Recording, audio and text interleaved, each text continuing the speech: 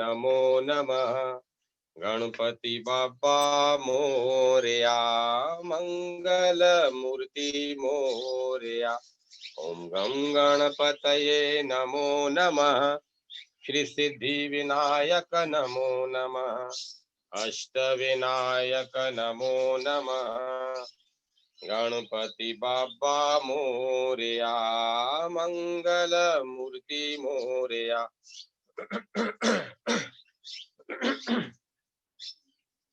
श्री गणेश जय जय गौरी गजानन। श्री हरि श्री हरि श्री हरि। संक्षिप्त ब्रह्म पुराण, सामुद्र, ऋषि सत्र आदि तीर्थों की महिमा तथा गौतमी महात्म्य का उपसंहार। ब्रह्मा जी कहते हैं, नारद, सामुद्र तीर्थ सब तीर्थों का फल देने वाला है। उसके स्वरूप का वर्णन करता हूँ, मन लगाकर सुनो। गौतम के विदा करने पर पाप नाशिनी गंगा जब तीनों लोकों का उपकार करने के लिए ब्रह्मगिरी से पूर्व समुद्र की ओर चली, तब मार्ग में मैंने उनके जल को लेकर कमंडलू में धारण किया। परमात्मा शिव ने उन्हें मस्तक पर चढ़ाया। वे भगवान विष्णु के चरणों से प्रकट हुई है। ब्रह्म ऋषि गौतम ने मृत्यु लोक में उनका अवतरण कराया है। वे स्मरण मात्र से सब पापों का नाश करने वाली हैं और गुरुओं की भी गुरु हैं। समुद्र ने जब उन्हें अपनी ओर आते देखा, तब मन ही मन विचार किया, जो संपूर्ण जगत की वंदनिया और सबकी ईश्वरी है, जिन्हें ब्रह्मा तथा शिव आदि देवता भी मस्तक झुकाते हैं, उनके स्वागत में मुझे कुछ दूर आगे तक जाना चाहिए, नहीं तो मेरे धर्म में दोष आवेगा। जो अपने घर आते हुए महापुरुषों को लेने के लिए मोहवश स्वयं उपस्थित नहीं होता, उस पापी की रक्षा करने वाला दोनों लोकों में कोई नहीं है। यूं विचार कर समुद्र मूर्तिमान हो हाथ जोड़े विनीत भाव से गंगा जी के समीप आया और इस प्रकार बोला, देवी, तुम्हारा यह जल जो आकाश पाताल और मृत्यु लोक में फैला हुआ है, मुझ में आकर मिले, इसके लिए मैं कुछ नहीं कहूंगा। मेरे भीतर रत्न, अमृत, पर्वत, राक्षस और असुर रहते हैं। इनको तथा अन्यान्य भयंकर जल जंतुओं को भी मैं धारण करता हूँ। मेरे जल में लक्ष्मी सहित भगवान विष्णु सदा शयन करते हैं। इस चराचर जगत में मेरे लिए कुछ भी असंभव नहीं है। मैं तुम्हारे स्वागत में यहाँ तक आया हूँ। जो अपने से बड़े के आने पर अहंकारवश आगे बढ़कर उसका स्वागत नहीं करता, वह धर्म आदि से भ्रष्ट होकर नरक में पड़ता है। भगवती गंगा, तुमसे एक प्रार्थना करता हूँ, तुम 7 धाराओं में आकर मुझसे मिलो। यदि एक ही धारा के रूप में आकर मिलोगी तो मैं तुम्हारे दुस्सह वेग को धारण न कर सकूंगा। समुद्र का यह वचन सुनकर गौतमी गंगा ने कहा, तुम मेरी यह बात मानो। सप्तऋषियों की जो अरुंधति आदि पत्नियां हैं, उन सबको उनके पतियों सहित ले आओ, तब मैं छोटे रूप में आ जाऊंगी। बहुत अच्छा कहकर समुद्र सप्तऋषि और उनकी पत्नियों को ले आया। तब गोदावरी देवी 7 धाराओं में विभक्त हो गई और उसी रूप में उनका समुद्र संगम हुआ।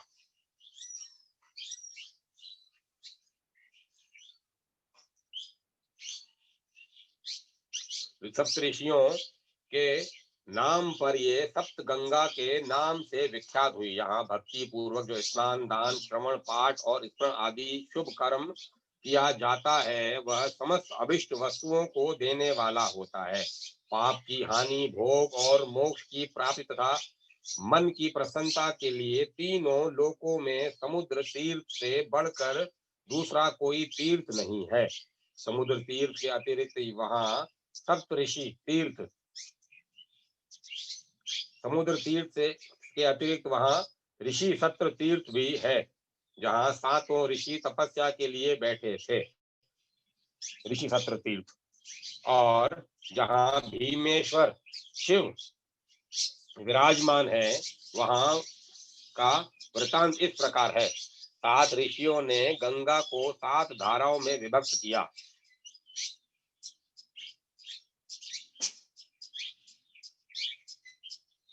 सबसे दक्षिण की धारा वशिष्ठ कहलाई, उससे उत्तर विश्वामित्र, उससे उत्तर वामदेवी, बीच की धारा गौतमी, उससे उत्तर भारद्वाजी, उससे उत्तर आत्रेयी और अंतिम धारा जमदग्नि है। उन सब ऋषियों ने मिलकर वहां बहुत बड़े सत्र का अनुष्ठान किया। इसी बीच में देवताओं का प्रबल शत्रु विश्वरूप वहां आया और ब्रह्मचर्य तथा तपस्या के द्वारा उन ऋषियों को प्रसन्न करके विनय पूर्वक पूछा, मुनिवरों, यज्ञ अथवा तपस्या जिस उपाय से भी मुझे बलवान पुत्र प्राप्त हो, जिसे देवता भी परास्त न कर सकें, वह उपाय बतलाइए। तब परम बुद्धिमान विश्वामित्र ने कहा, तात कर्म से नाना प्रकार के फल प्राप्त होते हैं। 3 कारणों में कर्म ही तीन कारणों में कर्म ही पहला कारण है। दूसरा, तात कर्म से नाना प्रकार के फल प्राप्त होते हैं। 3 कारणों में से कर्म ही पहला कारण है। दूसरा कारण कर्ता है और तथा तीसरे कारण के अंतर्गत उपादान और बीज आदि अन्य उपकरण हैं। उपादान और बीज को विद्वानों ने कर्म ही माना है। जहाँ बहुत से कारण उपस्थित हों, वहाँ कर्म ही प्रधान कारण सिद्ध होता है, क्योंकि कर्म करने से फल की सिद्धि देखी जाती है और न करने से नहीं। अतः फल की सिद्धि कर्म के ही अधीन है। कर्म भी 2 प्रकार के जानने चाहिए, क्रियामाण और कृत्य। क्रियामाण कर्म का जो साधन है वह कर्तव्य बताया गया है। विद्वान पुरुष कर्म करते हुए जो भावना करता है उसके अनुरूप ही फल की सिद्धि होती है।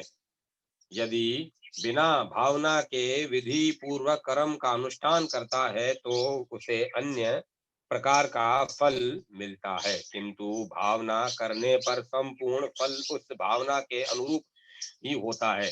अतः तप, व्रत, दान, जप और यज्ञ आदि क्रियाएं कर्म के अनुरूप भाव होने से ही अभिष्ट फल देती है। भाव भी 3 प्रकार का जानना चाहिए, सात्विक, राजस और तामस। जिस भावना के अनुरूप कर्म होगा वैसा ही फल मिलेगा। अतः फल की प्राप्ति कर्म के अनुसार और भावना के अनुरूप भी होती है। इसीलिए कर्मों की स्थिति विचित्र है। यूं समझकर विद्वान पुरुष को अपनी इच्छा के अनुकूल भाव भी बनाना चाहिए, फिर उसके अनुरूप कर्म भी करना चाहिए। फल देने वाला भी जब फल चाहने वालों को फल देने में प्रवृत्त होता है तब उसके कर्म और भावना के अनुरूप तब उसके कर्म और भावना के अनुरूप ही फल देता है। कर्म धर्म, अर्थ, काम और मोक्ष 4 पुरुषार्थों का कारण है। यदि निष्काम भाव से कर्म हो तो वह मुक्तिदायक होता है और सकाम भाव से होने पर वही बंधन का कारण बन जाता है। अपने भाव के अनुसार ही कर्म बनता है तथा वही इस लोक और परलोक में भांति भांति के फल देता है। भाव के अनुकूल कर्म होता और तदनुसार भोग मिलता है। अतः भाव सबसे बढ़कर है। तुम भी भाव के अनुसार कर्म करो, फिर जो चाहोगे प्राप्त कर लोगे। बुद्धिमान विश्वामित्र मुनि का कथन सुनकर विश्वरूप ने तामस भाव का आश्रय ले दीर्घ काल तक तपस्या की। प्रधान ऋषियों के मना करने पर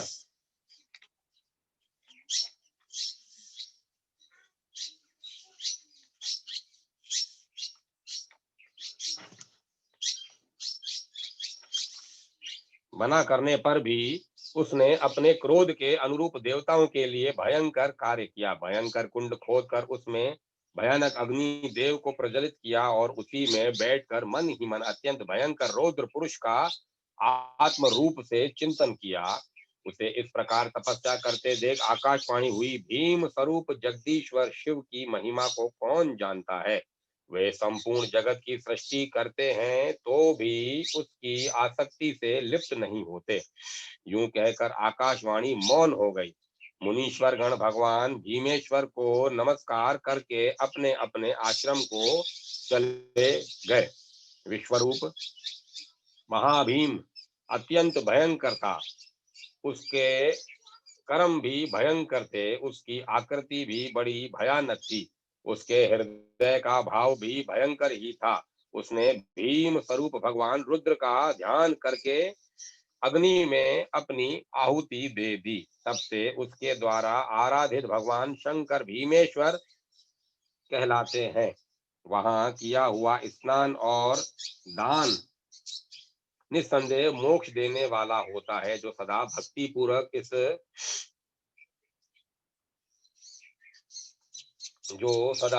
पूर्वक इस प्रसंग का पाठ और श्रवण करता है तथा देवताओं के स्वामी भीम स्वरूप भगवान शिव को प्रणाम करता है, उसे भगवान शिव अपने सर्व पाप हारी चरणों की शरण में लेकर मुक्ति प्रदान करते हैं।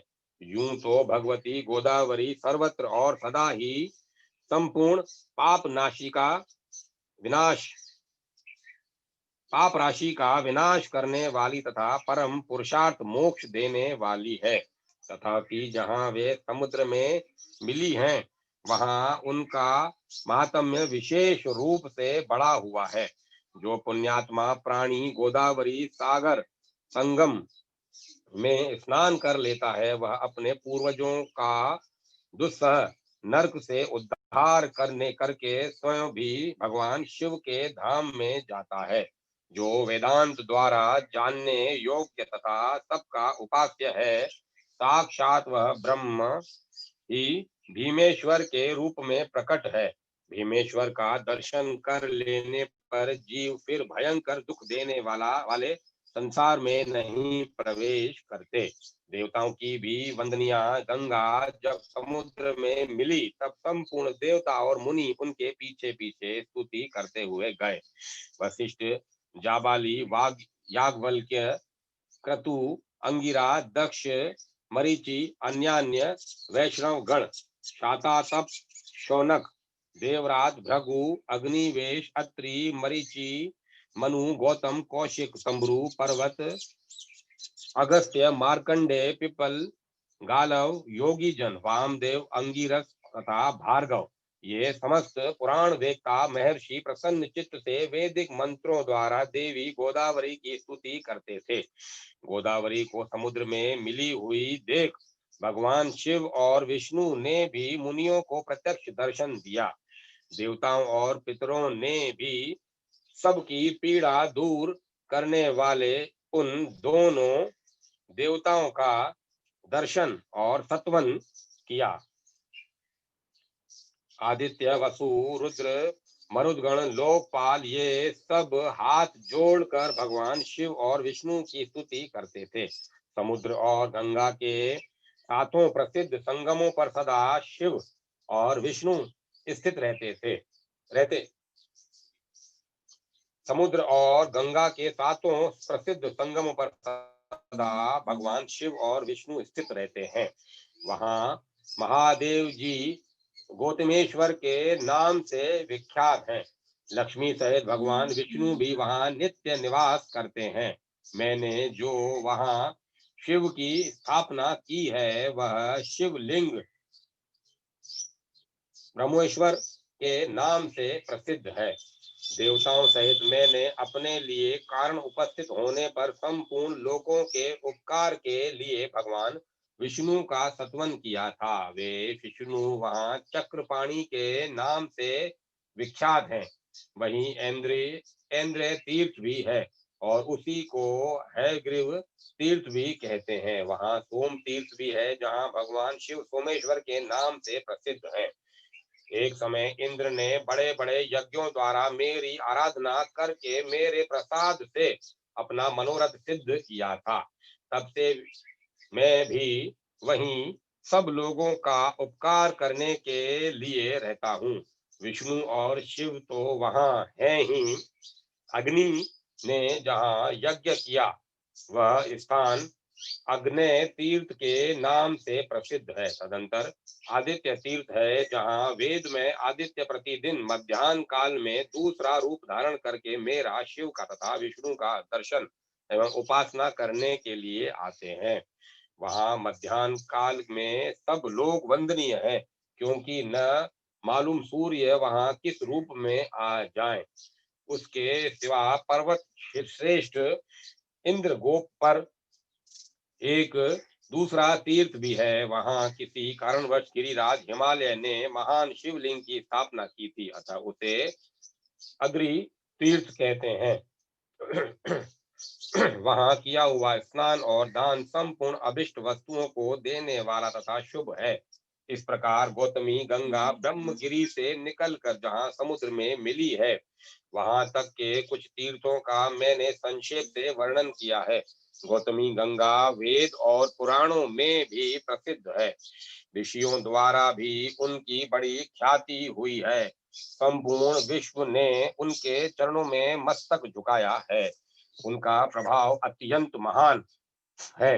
नारद किस में इतनी शक्ति है जो गोदावरी की महिमा का पूरा पूरा वर्णन कर सके। जो भक्ति पूर्वक उनके गुणगान में प्रवृत्त हो, यथा कथ यथा कंथ यथा कथचिंत उनकी महिमा का दिग्दर्शन करता है, उससे उसके ऐसा करने से निस्संदेह कोई अपराध नहीं है। इसीलिए मैंने भी लोक कल्याण के उद्देश्य से अत्यंत प्रयास करके गंगा के महात्म्य को संक्षेप से सूचित किया है। कौन गोदावरी के प्रत्येक तीर्थ का प्रभाव बता सकता है? कहीं किसी स्थान पर किसी विशेष समय में कोई उत्तम तीर्थ प्रकट होते हैं, परंतु गौतमी में सर्वत्र और सदा ही तीर्थों का वास है। वे मनुष्यों के लिए सब जगह और सब समय पवित्र है।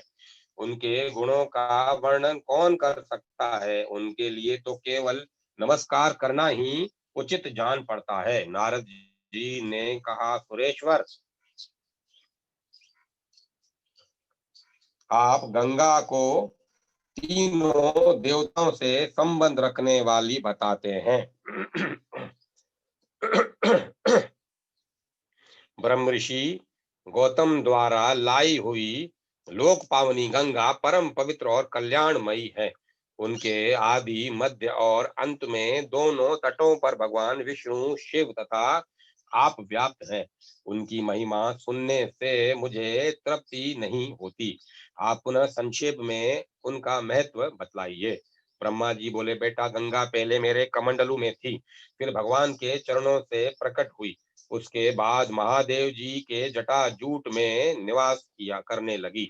महर्षि गौतम ने अपने ब्रह्म तेज के प्रभाव से यत्न पूर्वक भगवान शिव की आराधना की, जिससे ये ब्रह्मगिरी पर आई और वहां से चलकर पूर्व समुद्र में जा मिली। भगवती गोदावरी सर्व तीर्थमयी हैं। वे मनुष्यों को मनोवांछित फल देती हैं। उनका प्रभाव सबसे बढ़कर है। मैं तीनों लोकों में कोई भी तीर्थ गोदावरी से बड़ा नहीं मानता। उन्हीं के प्रभाव से मन की सारी अभिलाषा पूर्ण होती है। आज भी उनकी महिमा का यथावत वर्णन कोई नहीं कर सकता।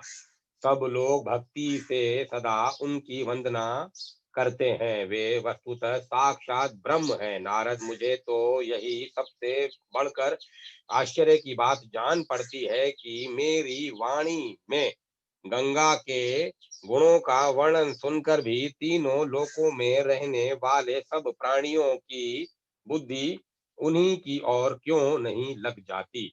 नारद जी ने कहा, भगवान, आप धर्म, अर्थ, काम और मोक्ष के ज्ञाता और उपदेशक हैं। आपके चरणों में रहस्यों सहित छंद, वेद, पुराण, स्मृति और धर्म शास्त्र आदि समस्त वांग में प्रतिष्ठित हैं। अतः आप बतलाइए, तीर्थ, दान, यज्ञ, तप, देव पूजन, मंत्र जप और सेवा में सबसे श्रेष्ठ क्या है? भगवान, आप जैसा कहेंगे वैसा ही होगा, उसके विपरीत कोई बात नहीं हो सकती। अतः मेरे इस संशय का निवारण कीजिए। ब्रह्मा जी बोले, नारद सुनो, मैं रहस्य में उत्तम धर्म का वर्णन करता हूँ। 4 प्रकार के तीर्थ हैं, 4 ही युग हैं, 3 गुण, 3 पुरुष और 3 ही सनातन देवता हैं। स्मृतियों सहित वेद 4 बताए गए हैं, पुरुषार्थ भी 4 ही हैं और वाणी के भी 4 ही भेद हैं। ये सब समान है, धर्म सर्वत्र एक ही है, क्योंकि वह सनातन है।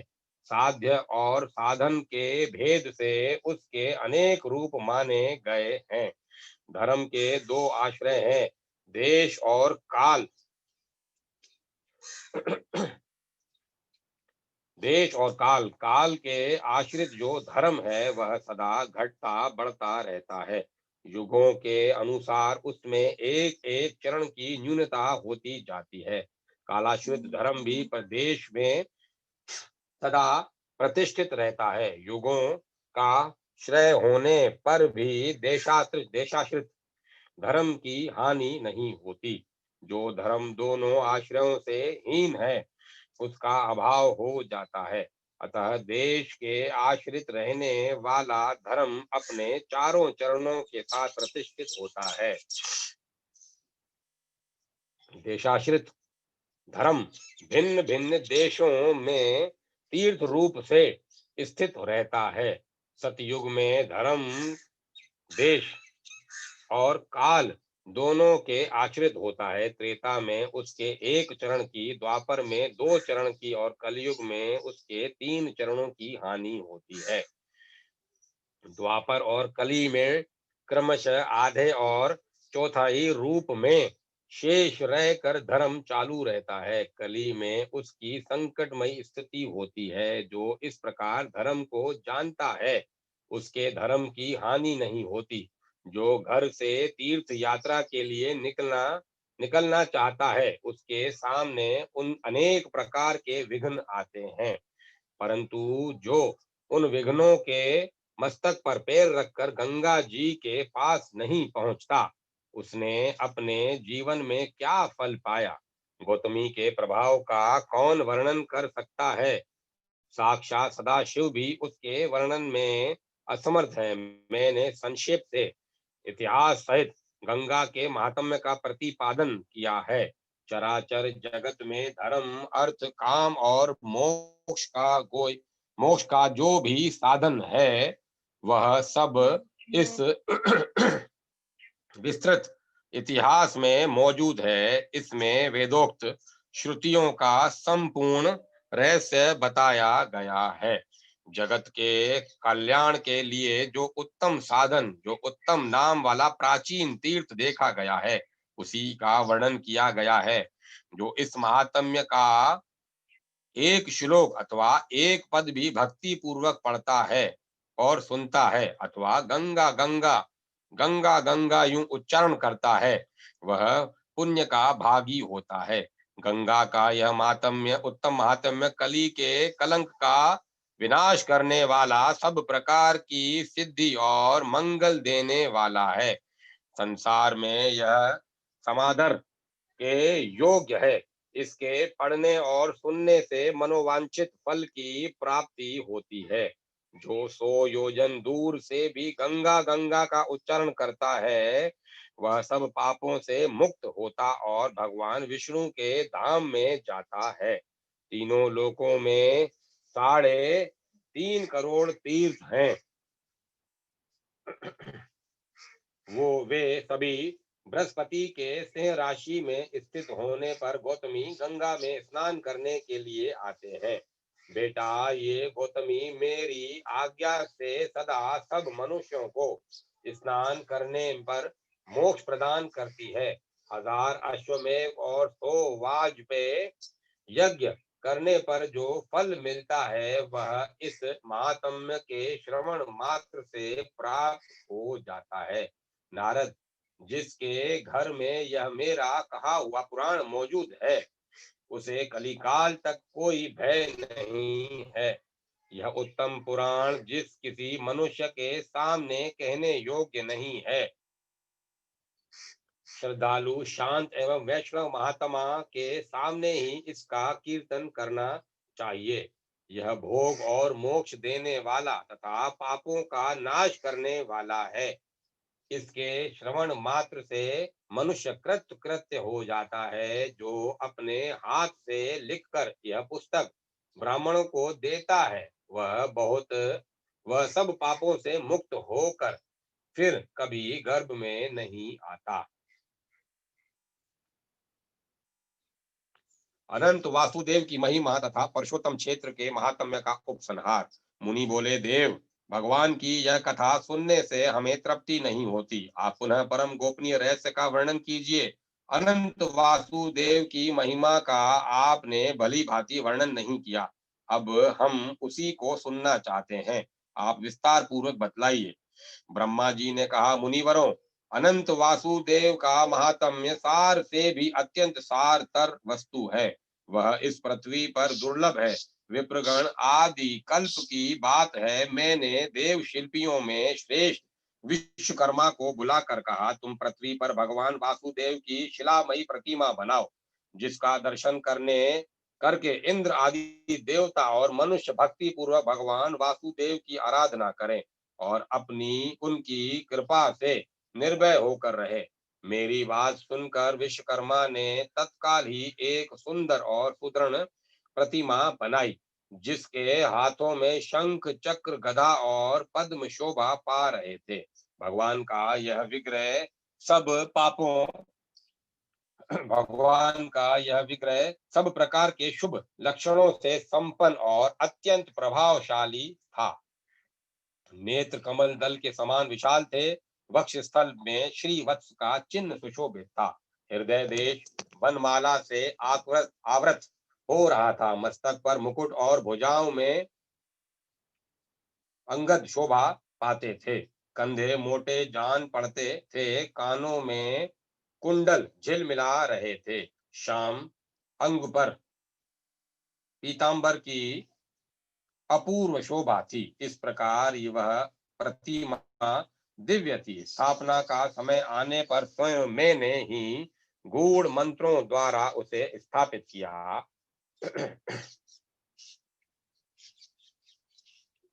उस समय देवराज इंद्र ऐरावत पर सवार हो समस्त देवताओं के साथ मेरे लोक में आए। उन्होंने स्नान दान आदि के द्वारा भगवत प्रतिमा को प्रसन्न किया और उसे लेकर वे अपनी अमरावती पुरी में चले गए। वहां इंद्र भवन में उसे पधार कर उन्होंने मन, वाणी और शरीर को संयम में रखते हुए दीर्घ काल तक भगवान की आराधना की और उन्हीं के प्रसाद से व्रत और नमुची आदि क्रूर राक्षसों तथा भयंकर दानवों का संहार करके तीनों लोकों का राज्य भोगा।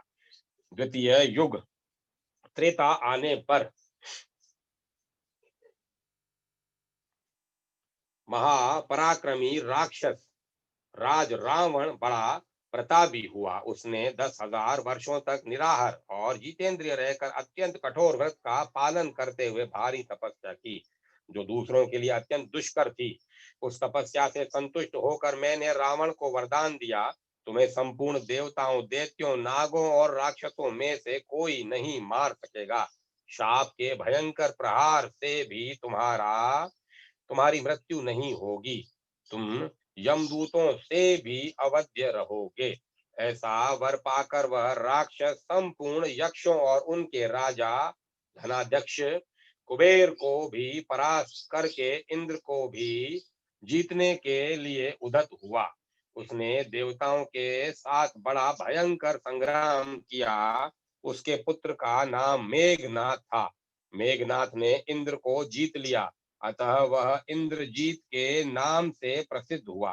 तदंतर बलवान रावण ने अमरावती पुरी में प्रवेश करके देवराज इंद्र के सुंदर भवन में भगवान वासुदेव की प्रतिमा देखी, जो अंजन के समान श्याम वर्ण और समस्त शुभ लक्षणों से संपन्न थी।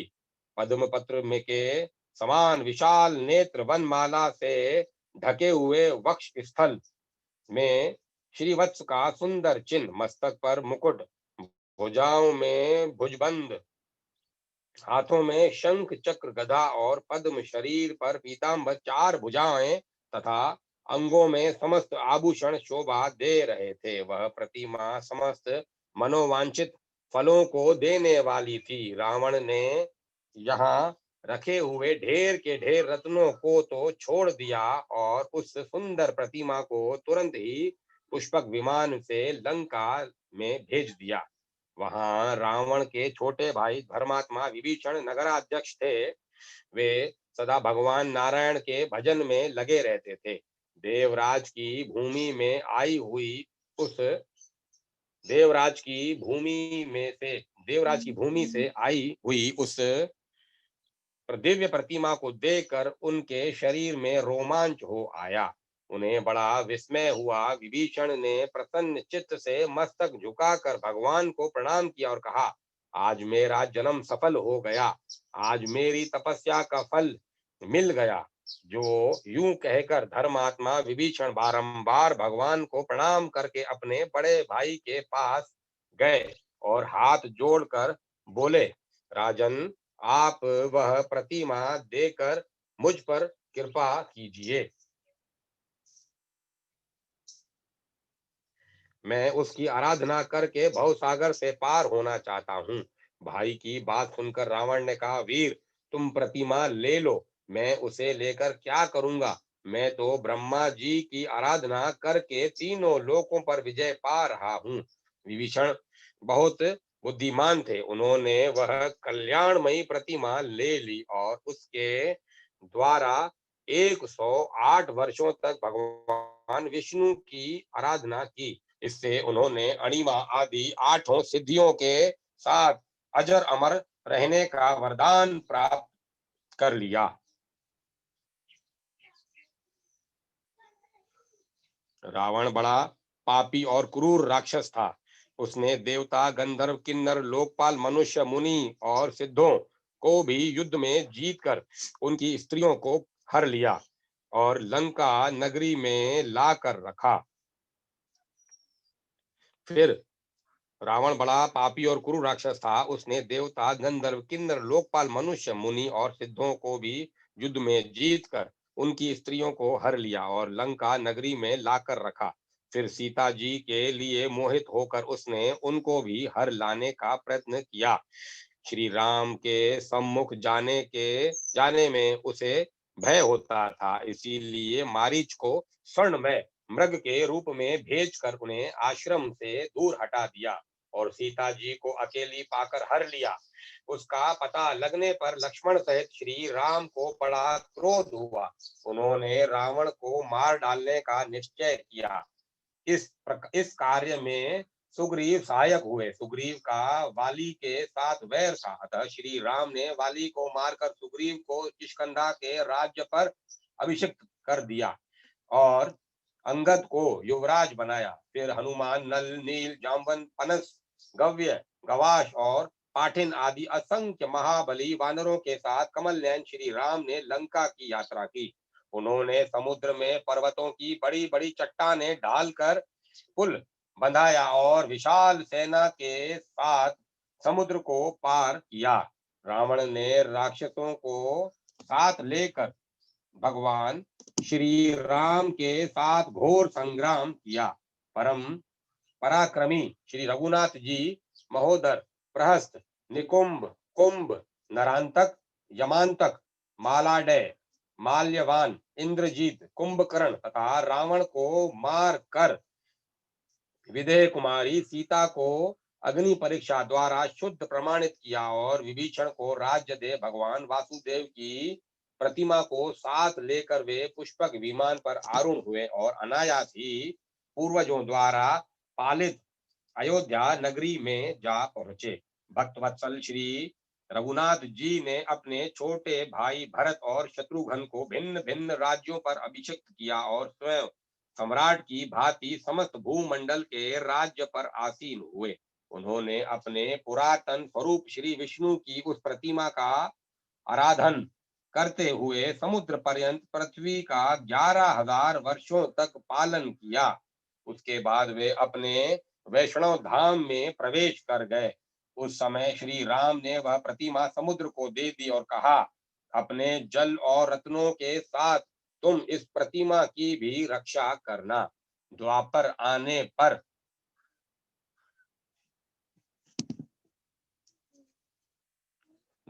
आने पर जब जगदीश्वर भगवान विष्णु पृथ्वी की प्रार्थना से कंस आदि का वध करने के लिए बलभद्र जी के साथ वसुदेव जी के कुल में अवतीर्ण हुए, उस समय नदियों के स्वामी समुद्र ने उस परम दुर्लभ पुण्यमय पुरुषोत्तम क्षेत्र में संपूर्ण लोकों का हित करने के लिए उक्त प्रतिमा को प्रकट किया, जो संपूर्ण मनोवांछित फलों को देने वाली थी।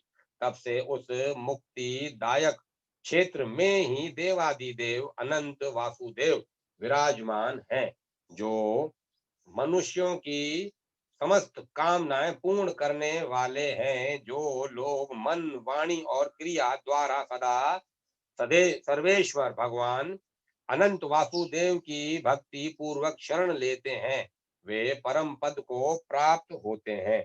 भगवान अनंत का एक बार दर्शन, भक्ति पूर्वक पूजन और प्रणाम करके मनुष्य राजस्यु और अश्वमेघ यज्ञों से 10 गुना फल पाता है। वह समस्त भोग सामग्री से संपन्न छोटी छोटी घंटियों से सुशोभित सूर्य के समान तेजस्वी और इच्छा अनुसार चलने वाले विमान से वैकुंठ धाम में जाता है।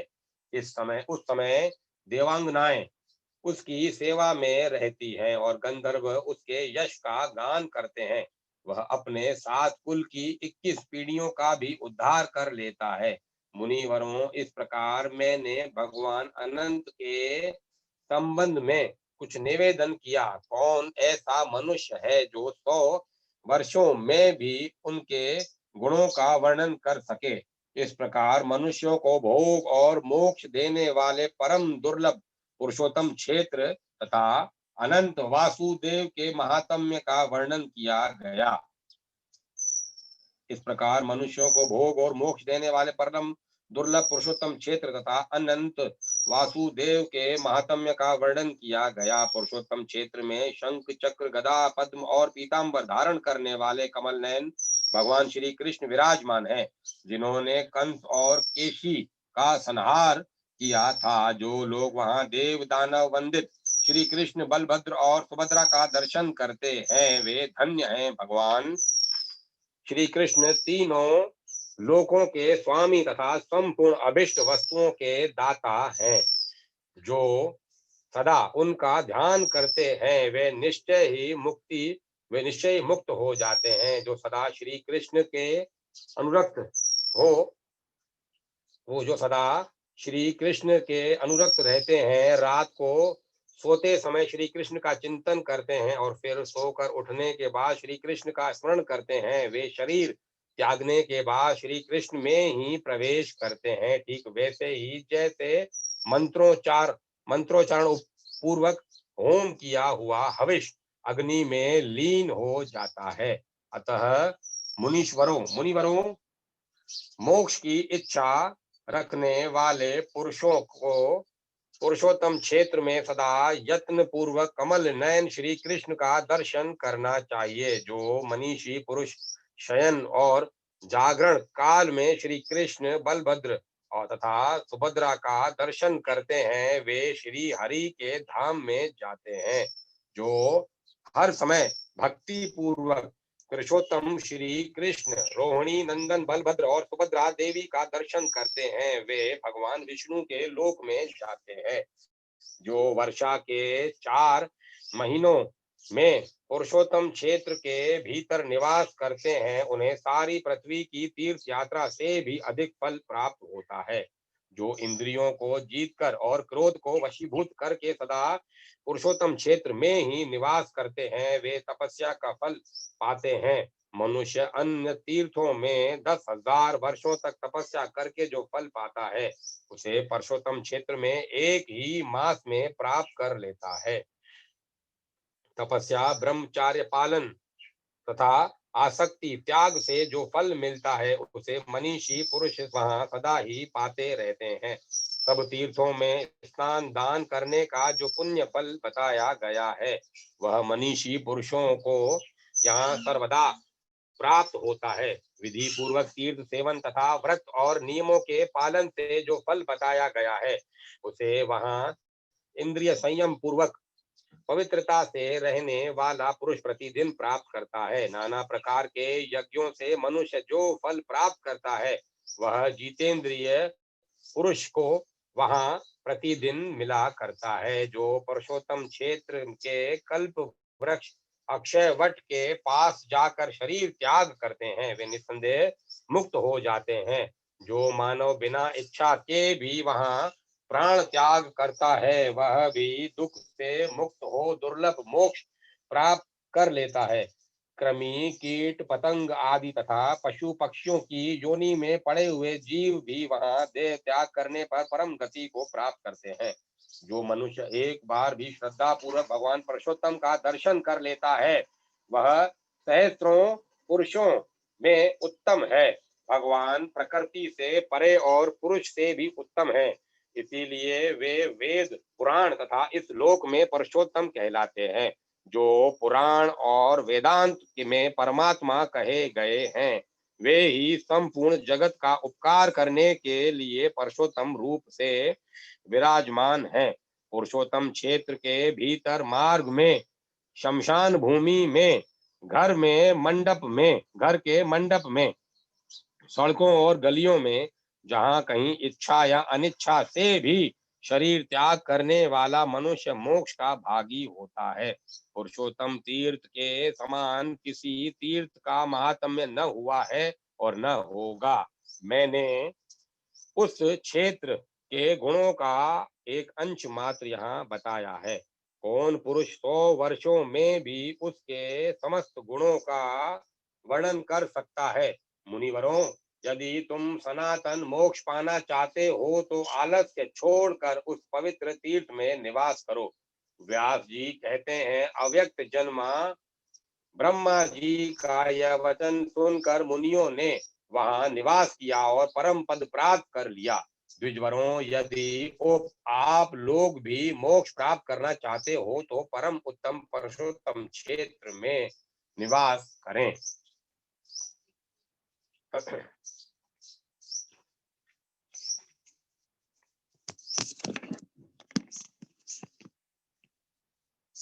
कंडू मुनि का चरित्र और मुनि पर भगवान पुरुषोत्तम की कृपा। व्यास जी कहते हैं, मुनिवरों, पुरुषोत्तम क्षेत्र संपूर्ण जीवों के लिए सुखदायी है। वह धर्म अर्थ काम और मोक्ष चारों पुरुषार्थों का फल देने वाला है। उस तीर्थ में कंडू नाम के एक महातेजस्वी मुनि रहा करते थे जो परम धार्मिक, सत्यवादी, पवित्र, जितेंद्रिय और समस्त प्राणियों के हित में तत्पर रहने वाले थे। उन्होंने इंद्रियों को जीत कर क्रोध पर अधिकार प्राप्त कर लिया था।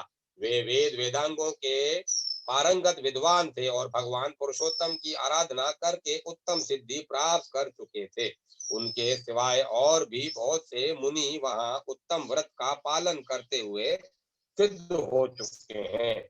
मुनियों ने पूछा, साधु शिरोमणे, कंडू कौन थे और उन्होंने किस प्रकार वहां परम गति प्राप्त की? हम उसका चरित्र सुनना चाहते हैं, बताइए। व्यास जी बोले, मुनीश्वरों, कंडू मुनि की कथा बड़ी मनोहर है। मैं संक्षेप में ही कहूंगा, सुनो। गौतम गोमती नदी के परम गोमती नदी के परम मनोरम एकांत तट पर जहाँ कंद मूल फल समिधा पुष्प और कुश आदि की अधिकता थी, कंडू मुनि का आश्रम था। वहाँ सभी ऋषियों के फल और फूल वहाँ सभी ऋतुओं के फल और फूल सुलभ थे। केलों का उदान उस आश्रम की शोभा बढ़ा रहा था। वहां कंडू मुनि ने व्रत, उपवास, नियम, स्नान, मौन और संयम आदि के द्वारा बड़ी भारी एवं अत्यंत अद्भुत तपस्या की। वे ग्रीष्म ऋतु में पंचाग्नि का ताप सहते, वर्षा में खुली वेदी पर सोते और हेमंत ऋतु में भीगे वस्त्र धारण करते। करके कठोर तपस्या करते थे। मुनि की तपस्या का बढ़ता हुआ प्रभाव देख देवता, गंधर्व, सिद्ध और विद्याधरों को बड़ा विस्मय हुआ। वे कहने लगे, इनका महान धैर्य अद्भुत है, इनकी कठोर तपस्या नितांत आश्चर्यजनक है। उन्हें तपस्या में स्थित देख इंद्रिय सहित संपूर्ण देवता उनके भय से व्याकुल हो आपस में परामर्श करने लगे। वे उनकी तपस्या में विघ्न डालना चाहते थे। त्रिभुवन के स्वामी इंद्र देवताओं का अभिप्राय जानकर एक सुंदरी अप्सरा से बोले, प्रमोच प्रमोलोचे, तुम शीघ्र कंडू मुनि के आश्रम पर जाओ। मुनि वहां तपस्या करते हैं, उनकी तपस्या में विघ्न डालने के लिए ही तुम्हें भेजा जाता है। सुंदरी, तुम शीघ्र ही उनके चित्त में शोभ उत्पन्न कर दो। प्रमलोचा बोली, सर्वश्रेष्ठ, मैं सदा आपकी आज्ञा का पालन करती हूँ, किंतु इस कार्य में तो मेरे जीवन का ही संदेह है। मैं मुनिवर कंडू से बहुत डरती हूँ। वे ब्रह्मचर्य व्रत के पालन में स्थित हैं, अत्यंत उग्र हैं, उनकी तपस्या बहुत तीव्र है। वे अग्नि और सूर्य के समान तेजस्वी हैं। मुझे अपनी तपस्या में विघ्न डालने आई हुई जानकर परम तेजस्वी कंडू मुनि कुपित हो उठेंगे और दुस्सह शाप दे देंगे। यह सुनकर इंद्र ने कहा, सुंदरी, मैं कामदेव कामदेव ऋतुराज वसंत और दक्षिण समीर को तुम्हारी सहायता में देता हूँ। इन सबके साथ उस स्थान पर जाओ जहां वे महामुनि रहते हैं।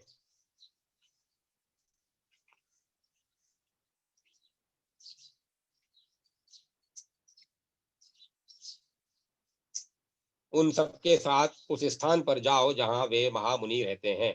इंद्र का यह कथन सुनकर मनोरम नेत्रों वाली प्रमलोचना कामदेव आदि के कामदेव ऋतुराज वसंत और दक्षिण समीर को साथ ले आकाश मार्ग से कंडू मुनि के आश्रम पर गई। वहां पहुंचकर उसने एक बहुत सुंदर वन देखा। तीव्र तपस्या में लगे हुए पाप रहित मुनिवर कंडू भी आश्रम पर ही दिखाई दिए। प्रमलोचा और कामदेव आदि ने देखा, वह वन नंदन वन के समान रमणीय था। सभी ऋतुओं में विकसित होने वाले सुंदर पुष्प उसकी शोभा बढ़ा रहे थे। नाना प्रकार के पक्षी वृक्षों पर बैठकर अपने श्रवण सुखद कलवरों से उस वन को मुखरित कर रहे थे। अप्सरा ने क्रमशः संपूर्ण वन का निरीक्षण किया। उस परम सुंदर, परम अद्भुत मनोहर कानन की शोभा देख उसके नेत्र आश्चर्यचकित हो उठे। उसने वायु, कामदेव और वसंत से कहा, अब आप लोग पृथक पृथक मेरी सहायता करें। उन्होंने बहुत अच्छा कहकर स्वीकृति दे दी। तब प्रमलोचा बोली, अब मैं मुनि के पास जाऊंगी और इंद्रिय रूपी अश्वों से जुटे हुए देह रूपी रथ के सारथी बने हुए हैं। अब मैं मुनि के पास जाऊंगी जो इंद्रिय रूपी अश्वों से जुटे हुए देह रूपी रथ के सारथी बने हुए हैं। उन्हें आज काम बाण से आहत करके ऐसी दशा को पहुंचा दूंगी जो मन रूपी भागदौड़ उनके काबू से बाहर हो जाएगी। इस प्रकार उन्हें मैं अयोग्य सारथी सिद्ध कर दिखाऊंगी। यूं कहकर वह उस स्थान की ओर चली जहां मुनि निवास करते थे। मुनि की तपस्या के प्रभाव से वहां के हिंसक जीव भी शांत हो गए थे। नदी के तट पर जहां कोयल की मीठी तान सुनाई देती थी, वह ठहर गई थी। थोड़ी देर तक तो वह खड़ी रही, फिर उसने संगीत छेड़ दिया। इसी प्रकार वसंत ने भी अपना पराक्रम दिखाया। समय नहीं होने पर भी समस्त काननों में मधु ऋतु की मनोरम शोभा छा गई। कोकिल भी काकली से कोकिल की काकली से माधुर्य की वर्षा होने लगी। मलय वायु मनोहर सुगंध लिए मंद मंद गति से बहने लगी और छोटे बड़े सभी वृक्षों के पवित्र पुष्प धीरे धीरे भूतल पर गिरने लगे। काम ने अपने फूलों का बाण संभाला और मुनि के समीप जाकर उनके मन को विचलित कर दिया। संगीत की मधुर ध्वनि सुनकर मुनि के मन में बड़ा आश्चर्य हुआ।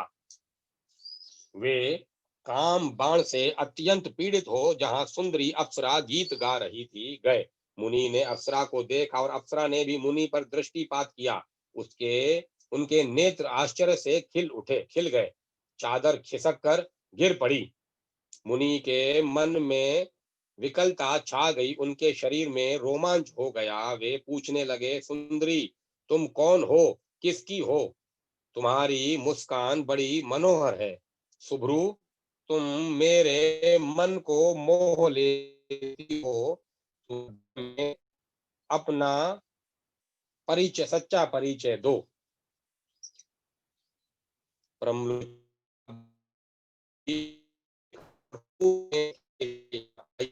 आज्ञा दीजिए, मैं आपकी क्या सेवा करूं? अप्सरा की यह बात सुनकर मुनि का धैर्य छूट गया। उन्होंने मोहित होकर उसका हाथ पकड़ लिया और उसे साथ लेकर अपने आश्रम में प्रवेश किया। यह देख कामदेव वायु और वसंत कृतकृत्य हो जैसे आए थे उसी प्रकार स्वर्ग को लौट गए। वहां पहुंचकर उन्होंने इंद्र से परमलोचा और मुनि की सारी चेष्टा कह सुनाई। सुनकर इंद्र और संपूर्ण देवताओं का चित्त प्रसन्न हो गया। कंडू ने अप्सरा के साथ आश्रम में प्रवेश करते ही अपना रूप कामदेव के समान मनोरम और तरुण बना लिया। दिव्य वस्त्र और आभूषण धारण कर लिए। देखने में उनकी अवस्था 16 वर्ष की जान पड़ती थी। मुनि की वह शक्ति देखकर ब्रह्मलोचा को बड़ा आश्चर्य हुआ। अहो, इनकी तपस्या तप शक्ति अद्भुत है। यूं कहकर वह बहुत प्रसन्न हुई। कंडू मुनि स्नान, संध्या, जप, होम, स्वाध्याय, देव पूजन, व्रत, उपवास, नियम और ध्यान सब छोड़कर रात दिन उसी के साथ विहार करने लगे। उसी में वे आनंद मानते थे। उनका हृदय कामदेव के वशीभूत हो गया था। अतः वे अपनी तपस्या की हानि नहीं समझ पाते थे। इस प्रकार कंडू मुनि उनके साथ सांसारिक विषय भोग में आसक्त हो 100 से कुछ अधिक वर्षों तक मंद्राचल की गुफा में पड़े रहे। एक दिन प्रमलोचा ने महाभाग कंडू मुनि से कहा, ब्राह्मण, अब मैं स्वर्ग में जाना चाहती हूँ। आप प्रसन्न होकर मुझे जाने की आज्ञा दें। मुनि का मन तो उसी में आसक्त हो रहा था। उसके इस प्रकार पूछने पर वे बोले, कल्याणी, कुछ दिन और ठहरो। तब उसने पुनः 100 वर्षों से कुछ अधिक काल तक उन कंडू मुनि के साथ विषय भोगा। तदंतर उसने पुनः जाने की आज्ञा मांगी, किंतु मुनि ने स्वीकार नहीं किया। अतः उसे लगभग 200 वर्षों तक और ठहरना पड़ा। वह जब जब उनके उनसे देवलोक में जाने की आज्ञा मांगती, तब तब वे उसे यही उत्तर देते, कुछ दिन और ठहरो। परमलोचा एक तो मुनि के शाप से डरती थी, दूसरे उसमें दक्षिणा नायिका की स्वाभाविक उदारता थी और तीसरे वह प्रणय भंग की पीड़ा को जानती थी। इसीलिए मुनि को छोड़ न सकी। महर्षि काम भोग में आसक्त हो दिन रात उसके साथ रमण करते रहे, किंतु तृप्ति न हुई। उसके प्रति नित्य नूतन प्रेम बढ़ता गया। एक दिन कंडू मुनि बड़ी उतावली के साथ आश्रम से बाहर जाने लगे। अप्सरा ने पूछा, कहाँ चले? मुनि ने उत्तर दिया, शुभे 3 दिन बीत चला है, संध्या उपासना कर लूं, नहीं तो कर्म का लोप हो जाएगा। ब्रह्मलोचा को बड़ी प्रसन्नता हुई। उसने हंसकर पूछा, सब धर्मों के ज्ञाता महात्मा जी, क्या आज ही आपका दिन बीता है? आपकी यह बात सुनकर किसको आश्चर्य न होगा? मुनि बोले, कल्याणी, अभी प्रातः काल ही तो तुम इस नदी के सुंदर तट पर आई हो। उसी समय मैंने तुम्हें देखा, परिचय पूछा और तुम मेरे साथ आश्रम में आई। अब वह दिन बीता है और यह संध्या का समय उपस्थित हुआ है, फिर यह परिहास किस लिए? सच्ची बात बताओ। परमलोचा ने कहा, ब्राह्मण, यह ठीक है कि मैं प्रातः काल में ही आई थी, इसमें तनिक भी मिथ्या नहीं है, किंतु आज तब से सैकड़ों वर्ष बीत गए। यह सुनकर मुनि को बड़ा भय हुआ। उन्होंने विशाल नेत्रों वाली अप्सरा से पूछा, भीरु, बताओ बताओ तो सही, तुम्हारे साथ निरंतर रमण करते हुए अब तक मेरा कितना समय बीता है। परमलोचा बोली, मुनि, मेरे साथ आपके 907 वर्ष 6 महीने और 3 दिन बीते हैं। ऋषि ने कहा, शुभे, क्या यह सत्य कहती हो अथवा परिहास की बात है? मुझे तो ऐसा जान पड़ता है कि तुम्हारे साथ एक ही दिन रहा हूँ। परमलोचा बोली, ब्राह्मण, आपके समीप मैं झूठ कैसे बोलूंगी, विशेषतः ऐसे अवसर पर जबकि आप धर्म मार्ग का अनुसरण करते हुए पूछ रहे हैं। अप्सरा की बात सुन ही अपनी निंदा करते हुए बोले, हाय, मुझ दुराचारी को धिक्कार है, हाय, मेरी तपस्या नष्ट हो गई, ब्रह्मवेताओं का जो धन है वह चला गया और मेरा विवेक भी छिन गया। जान पड़ता है मनुष्यों को मोह में डालने के लिए ही किसी ने युवती नारी की सृष्टि की है। मुझे तो अपने मन को जीत कर क्षुधा, पिपासा, राग, द्वेष और जरा, मृत्यु, इन छहों उर्मियों से अतीत पर ब्रह्म का ज्ञान प्राप्त करना चाहिए। इसके विपरीत जिसने मेरी ऐसी दुर्गति की है, उस काम रूपी महान ग्रह को धिक्कार है। वह यह काम नरक ग्राम में ले जाने वाला मार्ग है। इसने आज मेरे संपूर्ण वेदों के स्वाध्याय, व्रत और समस्त साधनों पर पानी फेर दिया। इस प्रकार स्वयं ही अपनी निंदा करके वे धर्म की ज्ञाता मुनि पास ही बैठी हुई उस अप्सरा से बोले, पापिनी, तेरी जहां इच्छा हो चली जा, तुझे जो करना था उसे तूने पूरा कर लिया। मैं तुझे अपने क्रोध की प्रचंड आग से जो भस्म नहीं करता, इसमें एक कारण है। सत्पुरुषों की मैत्री 7 पग एक साथ चलने से ही हो जाती है। मैं तो तेरे साथ चीर काल तक निवास कर चुका हूँ, अथवा तेरा क्या दोष है, तेरी क्या हानि करूं? सारा दोष तो मेरा ही है, क्योंकि मैं ही ऐसा अजितेंद्रिय निकला। तू तो इंद्र का प्रिय करने के लिए आई थी और मेरी तपस्या का सत्यानाश कर चुकी। अपने कटाक्ष के महामोह मैं मंत्र से तूने मुझे घृणित बना दिया। अरे, अब जा जा, चली जा। इस प्रकार मुनिवर कंडू ने जब क्रोध पूर्वक उसे फटकारा, तब वह कांपती हुई आश्रम से बाहर निकली और आकाश मार्ग से जाने लगी। उसके अंग अंग से पसीने की बूंदें निकल रही थी और वह वृक्षों के पल्लवों से उन्हें पहुंचती जाती थी। ऋषि ने उसके उदर में जो गर्भ स्थापित किया था, वह पसीने के रूप ही बाहर निकल गया। वृक्षों ने उन स्वेद बिंदुओं को ग्रहण किया और वायु ने उन सब को एकत्रित करके एक गर्भ का रूप दिया। फिर चंद्रमा ने अपनी अमृतमय किरणों से उस गर्भ को धीरे धीरे पुष्ट किया। उसी उसे उसे मारिशा नाम की कन्या उत्पन्न हुई, जो वृक्षों की पुत्री कहलाई। उसके नेत्र बड़े मनोहर थे। वही प्रचेताओं से पत्नी और दक्ष की जननी हुई।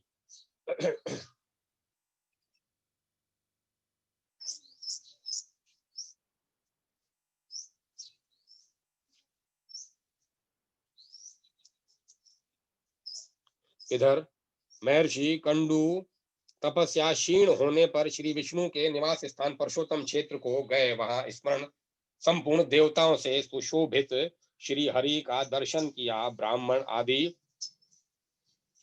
चारों वर्ण चारों वर्णों और आश्रमों के लोग भगवान की सेवा में उपस्थित थे। पुरुषोत्तम क्षेत्र और भगवान पुरुषोत्तम का दर्शन करके मुनि ने अपने को कृत्य माना और वहां अपनी दोनों बाहें ऊपर उठाकर एकाग्र चित्त से ब्रह्मपार स्तोत्र का जप करते हुए वे भगवान की आराधना करने लगे।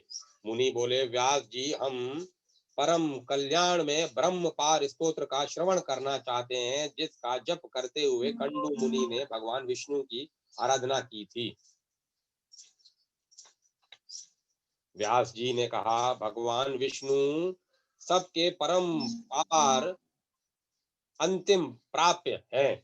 वे अपार भव सागर से पार उतारने वाले पर शब्द वाच्य आकाश आदि पंच महाभूतों से परे और परमात्मा स्वरूप हैं। वेदों की भी पहुंच से परे होने के कारण उन्हें ब्रह्म पार कहते हैं। वे दूसरों के लिए पार स्वरूप हैं। उन्हें पाकर सब प्राणी सदा के लिए पार हो जाते हैं। वे पर के भी पर, इंद्रिय मन आदि के भी अगोचर हैं। सबके पालक और सबकी कामनाओं को पूर्ण करने वाले हैं। वे कारण में स्थित होते हुए भी स्वयं ही कारण रूप हैं। कारण के भी कारण हैं। परम कारण भूत प्रकृति के कारण भी वे ही हैं। कार्यों में भी उन्हीं की स्थिति है। इस प्रकार कर्म और कर्ता आदि अनेक रूप धारण करके वे संपूर्ण विश्व की रक्षा करते हैं। ब्रह्म ही प्रभु हैं। ब्रह्म ही स्वरूप है। ब्रह्म ही प्रजापति तथा अपनी महिमा से कभी च्युत न होने वाला है। वह ब्रह्म अविनाशी नित्य और अजन्मा है। वही श्रेय आदि संपूर्ण विकारों के संपर्क से रहित भगवान विष्णु हैं। वे भगवान परशुत्तम ही अविनाशी अजन्मा और नित्य ब्रह्म है।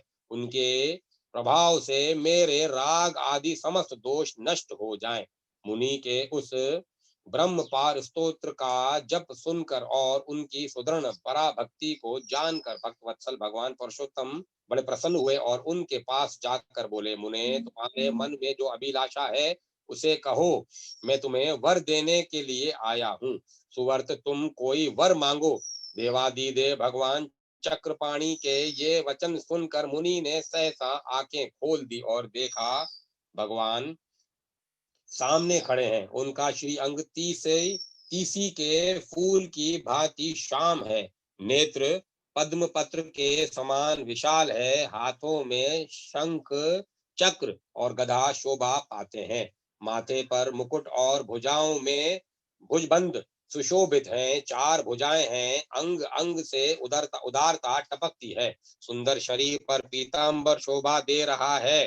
श्री वत्स चिन्ह से युक्त वक्ष स्थल वनमाला से विभूषित है। श्री हरि समस्त शुभ लक्षणों से युक्त दिखाई देते हैं। उनके अंगों में सब प्रकार के रत्न में आभूषण शोभा पाते हैं।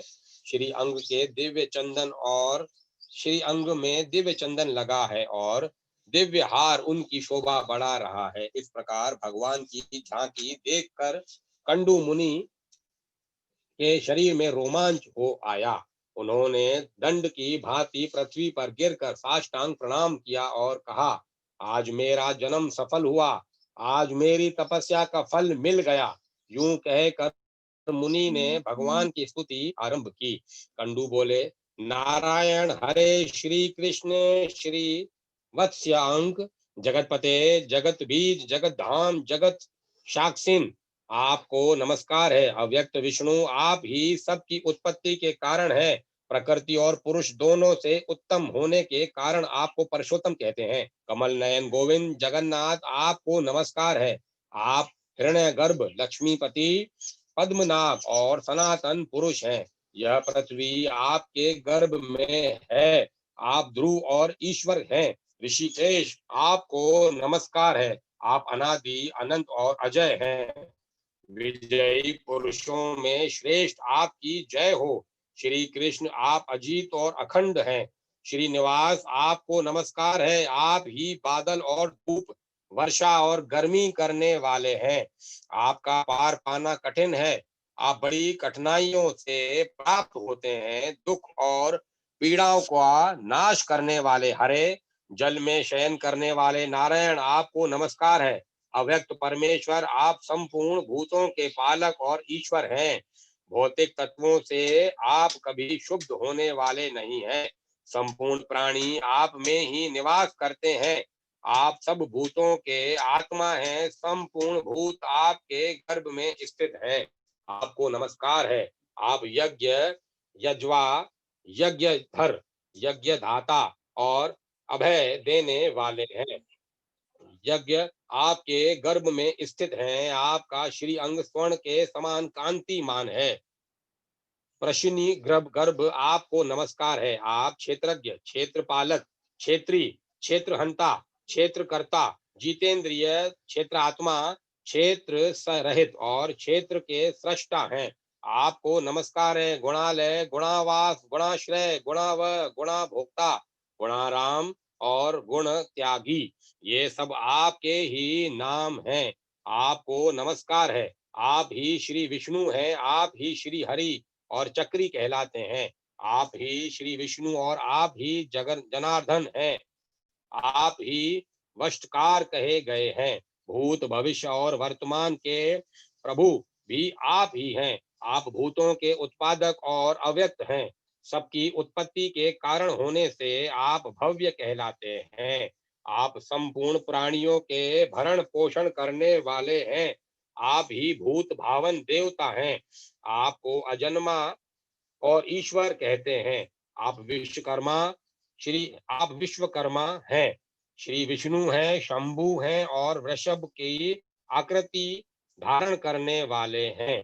आप ही शंकर, आप ही शुक्राचार्य, आप ही सत्य, आप ही तप और आप ही जनलोक हैं। आप विश्व विजेता कल्याण में शरणागत पालक अविनाशी शंभु स्वयंभू जेष और परायण परम आश्रय है। आदित्य ओमकार प्राण अंधकार नाशक सूर्य मेघ सर्वत्र विख्यात तथा देवताओं के स्वामी ब्रह्मा भी आप ही हैं। ऋक यजु और साम भी आप ही हैं। आप ही सबके आत्मा माने गए हैं। आप ही अग्नि, आप ही वायु, आप ही जल और आप ही पृथ्वी हैं। सृष्टा भोक्ता होता हविष यज्ञ प्रभु विभु श्रेष्ठ लोकपति और अच्युत भी आप ही हैं। आप सबके दृष्टा और लक्ष्मीवान हैं। आप ही सबका दमन करने वाले और शत्रुओं के नाशक हैं। आप ही दिन और आप ही रात्रि हैं। विद्वान पुरुष आपको ही वर्ष कहते हैं। आप ही काल हैं। काला कला काष्ठा मुहूर्त क्षण और लव सब आपके ही स्वरूप हैं। आप ही बालक, आप ही वृद्ध तथा आप ही पुरुष स्त्री और नपुंसक हैं। आप ही विश्व की उत्पत्ति के स्थान हैं। आप ही सबके नेत्र हैं। आप ही स्थाणु स्थिर रहने वाले और आप ही शुचिष्वा पवित्र रथ यश वाले हैं। आप सनातन पुरुष हैं। आपको कोई जीत नहीं सकता। आप इंद्र के छोटे भाई उपेंद्र और सबसे उत्तम हैं। आप संपूर्ण विश्व को सुख देने वाले हैं। वेदों के अंग भी आप ही हैं। आप अविनाशी वेदों के भी वेद यज्ञ ज्ञेय तत्व, वेदों के भी वेद ज्ञेय तत्व धाता विधाता और समाहित रहने वाले हैं। आप जल राशि समुद्र हैं। आप ही उसके मूल हैं। आप ही धाता और आप ही वसु हैं। आप वेद, आप धृतात्मा और आप इंद्रियातीत हैं। आप सबसे आगे चलने वाले और गांव के नेता हैं। आप ही गरुड़ और आप ही आदिमान हैं। आप ही संग्रह लघु और आप ही परम महान हैं। अपने मन को वश में रखने वाले और अपनी महिमा से कभी च्युत न होने वाले भी आप ही हैं। आप यम और नियम हैं। आप प्रांशु उन्नत शरीर वाले और चतुर्भुज है। अन्न अंतर आत्मा और परमात्मा भी आप ही कहलाते हैं। आप गुरु और गुरुतम हैं। वाम और दक्षिण हैं। आप ही पीपल और अन्य वृक्ष हैं। व्यक्त जगत और प्रजापति भी आप ही हैं। आपकी नाभि से स्वर्ण में कमल प्रकट हुआ है। आप दिव्य शक्ति से संपन्न हैं। आप ही चंद्रमा और आप ही प्रजापति हैं। आपके स्वरूप का वर्णन नहीं किया जा सकता। आप ही यम और आप ही दैत्यों के नाशक श्री विष्णु हैं। आप ही संकर्षण देव हैं। आप ही कर्ता और आप ही सनातन पुरुष हैं। आप तीनों गुणों से रहित हैं। आप ज्येष्ठ वरिष्ठ और सहिष्णु हैं। लक्ष्मी के पति हैं। आपके सहस्त्रों मस्तक हैं। आप अव्यक्त देवता हैं। आपके सहस्त्रों नेत्र और सहस्त्रों चरण हैं। आप विराट और देवताओं के स्वामी हैं। देव देव तथापि आप 10 अंगुल के होकर रहते हैं। जो भूत है वह आपका ही स्वरूप बताया गया है। आप ही अंतर्यामी पुरुष इंद्र और उत्तम देवता हैं। जो भविष्य है वह भी आप ही हैं।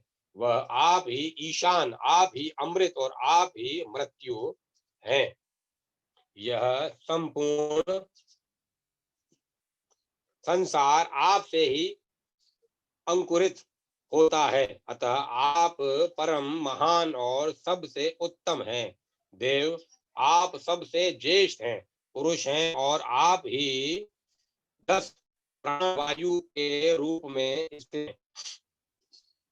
आप विश्व रूप होकर 4 भागों में स्थित हैं। अमृत स्वरूप होकर 9 भागों के साथ भूलोक में रहते हैं और 9 भागों सहित सनातन पौरुष रूप धारण करके अंतरिक्ष में निवास करते हैं। आपके 2 भाग पृथ्वी में स्थित हैं और 4 भाग भी यहाँ हैं।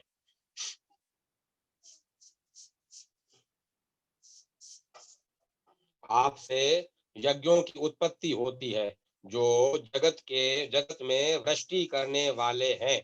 आपसे ही विराट की उत्पत्ति हुई, जो संपूर्ण जगत के हृदय में अंतर्यामी पुरुष रूप से विराजमान है। वह विराट पुरुष अपने तेज, यश और ऐश्वर्य के कारण संपूर्ण भूतों से विशिष्ट है। आपसे ही देवताओं का आहार भूत हवनीय धृत उत्पन्न हुआ। ग्राम्य और जंगली औषधियां तथा पशु एवं मृग आदि भी आपसे प्रकट हुए हैं। देव देव, आप ध्येय और ध्यान से परे हैं। आपने ही औषधियों को उत्पन्न किया है। आप ही 7 मुखों वाले देदीप्यमान विग्रह से युक्त हैं। यह स्थावर और जम तथा चर और अचर संपूर्ण जगत आपसे ही प्रकट हुआ है और आप में ही स्थित है। आप अनिरुद्ध, वासुदेव, प्रद्युम्न तथा दैत्य नाशक संकर्षण हैं। देव, आप संपूर्ण देवताओं में श्रेष्ठ और समस्त विश्व के परम आश्रय हैं। कमल में रक्षा कीजिए नारायण, आपको नमस्कार है। कमल नयन, मेरी रक्षा कीजिए नारायण, आपको नमस्कार है। भगवान विष्णु, आपको नमस्कार है। पुरुषोत्तम, आपको नमस्कार है। सर्वलोकेश्वर, आपको नमस्कार है। कमलालय, आपको नमस्कार है। गुणालय, आपको नमस्कार है। गुणाकार, आपको नमस्कार है। वासुदेव, आपको नमस्कार है। सर्वोत्तम, आपको नमस्कार है। जनार्दन, आपको नमस्कार है। सनातन, आपको नमस्कार है।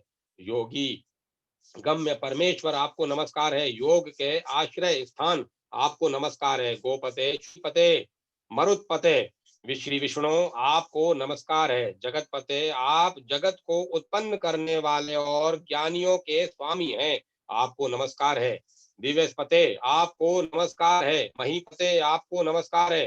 पुंडरीकाक्ष, आप मधु दैत्य का वध करने वाले हैं। आपको नमस्कार है। नमस्कार है। केटव को मारने वाले नारायण, आपको नमस्कार है।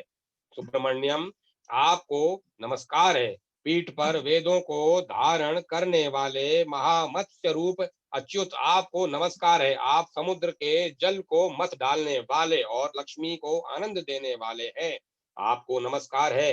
विशाल नासिका वाले अश्व मुख भगवान, ये गिर्व महापुरुष विग्रह, आप मधु और केटव का नाश करने वाले हैं। आपको नमस्कार है। प्रभु, आप पृथ्वी को ऊपर उठाने के लिए विशाल कश्यप का शरीर धारण करने वाले हैं। आपने अपनी पीठ पर मंद्राचल को धारण किया था। महाक्रूम स्वरूप, आप भगवान को नमस्कार है। पृथ्वी का उद्धार करने वाले महावराह को नमस्कार है। भगवान, आपने ही पहले पहल वराह रूप धारण किया था, अतः आप आदि वराह कहलाते हैं। आप विश्व रूप और विधाता हैं। आपको नमस्कार है। आप अनंत सूक्ष्म मुख्य श्रेष्ठ परमाणु स्वरूप तथा योगी गम्य हैं। आपको नमस्कार है जो परम कारण प्रकृति के भी कारण हैं। योगीश्वर मंडल के आश्रय स्थान हैं, जिनके स्वरूप का ज्ञान होना अत्यंत कठिन है। जो क्षीर सागर के भीतर निवास करने वाले महान सर्प शेषनाग की सुंदर शैया पर शयन करते हैं तथा जिनके कानों में स्वर्ण एवं रत्नों के बने हुए दिव्य कुंडल झिलमिलाते रहते हैं, उन आप भगवान विष्णु को नमस्कार है।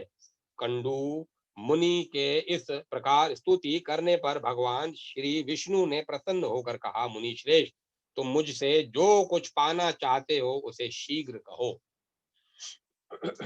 कंडू बोले, जगन्नाथ, यह संसार अत्यंत दुस्तर और रोमांचकारी है। इसमें दुखों की ही अधिकता है। यह अनित्य और केले के पत्ते की भांति सारहीन है। इसमें न कहीं आश्रय है न अवलंब। यह जल के बुलबुलों की भांति चंचल है। इसमें सब प्रकार के उपद्रव भरे हुए हैं। यह दुस्तर होने के साथ ही अत्यंत भयानक है। मैं आपकी माया से मोहित होकर चिरकाल से इस संसार में भटक रहा हूँ, किंतु कहीं भी शांति नहीं पाता। मेरा मन विषयों में आसक्त है।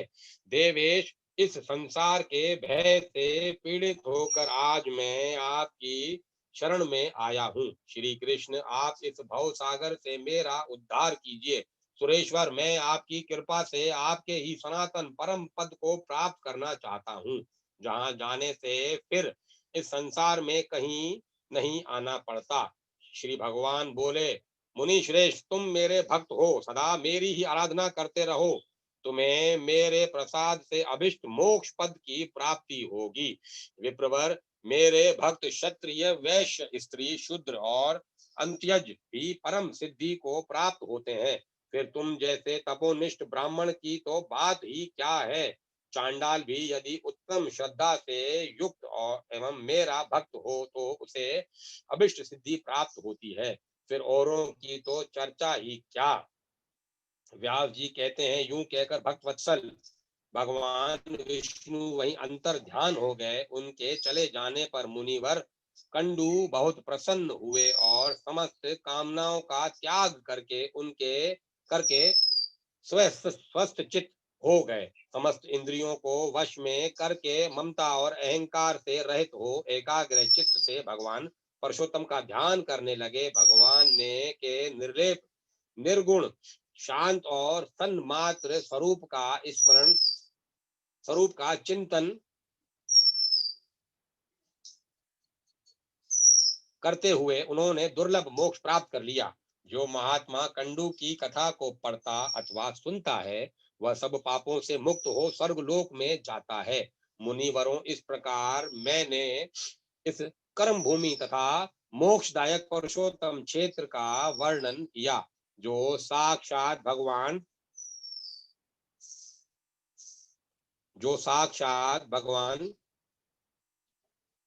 इस प्रकार मैंने इस कर्म भूमि तथा मोक्षदायक पुरुषोत्तम क्षेत्र का वर्णन किया, जहाँ साक्षात भगवान पुरुषोत्तम निवास करते हैं। जो मनुष्य संसार जनित दुखों का नाश और मोक्ष प्रदान करने वाले वरदायक भगवान श्री पुरुषोत्तम का भक्ति पूर्वक दर्शन, सत्वन और ध्यान करते हैं, वे समस्त दोषों से मुक्त हो भगवान के अविनाशी धाम में जाते हैं। मुनियों का भगवान के अवतार के संबंध में प्रश्न और श्री व्यास जी के द्वारा उसका उत्तर। अब मैं कथा को ही विराम देता हूँ। कल आगे आनंद लेंगे।